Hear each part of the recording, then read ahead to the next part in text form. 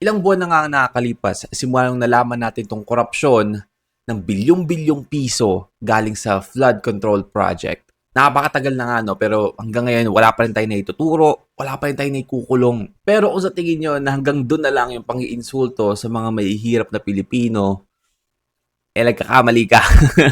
Ang secretary nga ng DTI na si Cristina Roque, merong take about Noche Buena and kung magkano lang and kung magkano yung amount na sapat na pang Noche Buena ng pamilyang Pilipino. Sabi nga daw niya, ang 500 pesos sapat na panghanda ng pamilyang Pilipino.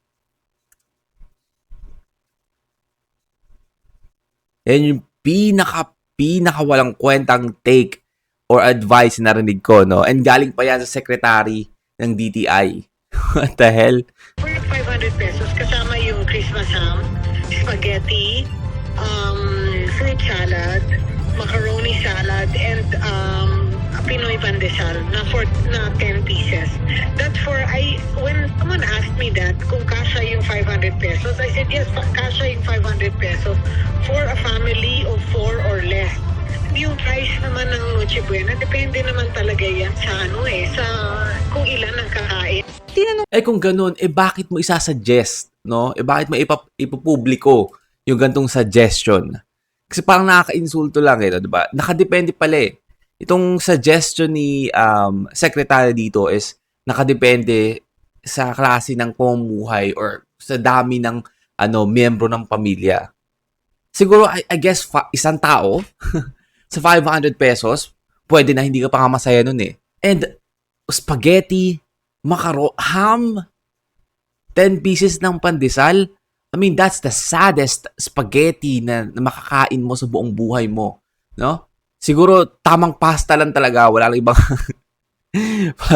yung macaroni lang talaga, no? Macaroni lang, tapos pasta lang, no? Walang ibang halo. Baka yun yung mini-meaning ni secretary dito. That's the most delusional take na narinig ko, no? 500 pesos. Kung sasabihin niya dito na yung 500 pesos sapat na para sa isang araw ng simpleng pamilyang Pilipino, I guess may gets ko pa no? Maano ko pa, sa isang araw, yung araw-araw na pumumuhay nyo, pambili ng bigas, ulam na 500 pesos sa isang araw ng simpleng pamilyang Pilipino, I guess masasabi ko pa na, sige, maybe, yep, pwede yan. But for Noche Buena pa talaga na kung saan, iyon yung araw, Noche Buena, Pasko, New Year, iyon yung araw na magkasama-sama kayo ng pamilya nyo sa harap ng pagkainan. No, kakain kayo ng mga paborito nyong pagkain. Hindi naman kailangan mahal na pagkain, pero alam niyo yun, yung pagkain na may enjoy nyo yung lahat.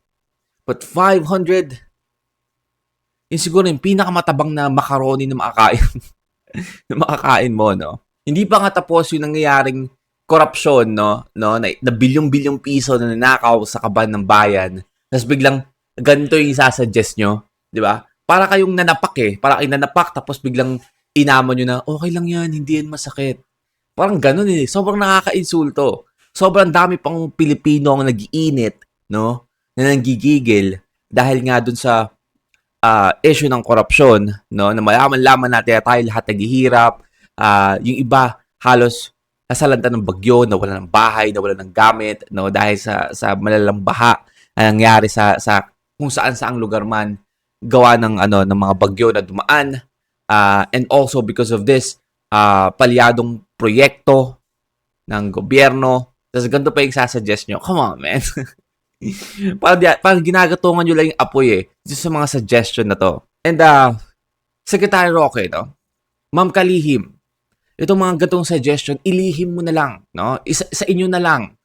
Kasi hindi talaga to hatanggapin ng bayan ng maayos, no? Lahat talaga magtataas ng kilay sa ganito klase ng suggestion. Kasi sobrang nakaka-insulto to Lalo na ngayon pa mismo, 'di ba? Ngayon pang nangyayari to, sobrang nakaka-insulto. Na parang sinasabi niyo na magtipid kayo, 'di ba? Wala nga kayong pera, magtipid kayo. Ganyan, ganito. Tapos maraming nasa posisyon nag-take advantage sa kaban ng bayan na naaboy ng ilang magandang kotse, no, na I don't know kung saan mo gagamitin yon no? In the first place, ganun karaming, high-end na kotse. Tapos yung simpleng Pilipino, pamilyang Pilipino, pag na Noche Buenahin mo ng 500, di mo man lang ginawang 2,000. Come on, man. 500 talaga. Pamasahay mo lang yan papunta ng ng grocery eh. Ang dahilan pa nga or reasoning ng DTI dito or ng DTI secretary is marami daw kasing produkto na hindi nagtaas ng presyo. Kahit bumaba pa yung presyo niyan, hindi pa rin kaya, ma'am. Siguro kung gagawin yung piso kada isang produkto, pwede. Alam niyo ang maganda dito, gawin ni Secretary Roque to, no? Ipakita niya sa atin kung paano gawin tong 500 pesos. And kung ano itsura ng spaghetti na magagawa nila, ano itsura ng macaroni na magagawa nila, and kung ano lasa, no? I mean, hindi natin malaman, no? But sa itsura pa lang malaman natin, lalo kung walang sahog. Alam natin na yun yung pinakamatabang na spaghetti and macaroni na makakain mo. But yeah, Secretary Roque, but hindi mo i-try, no? But hindi mo i-try, ikaw mismo. Iyan yung ipang nyo ng pamilya nyo. Para malaman mo. But yeah, I just wanna yap about this for a little bit. Kasi sobrang nakakainit ang ulo. Ano ba to? Ano take to? Yeah, yun lang.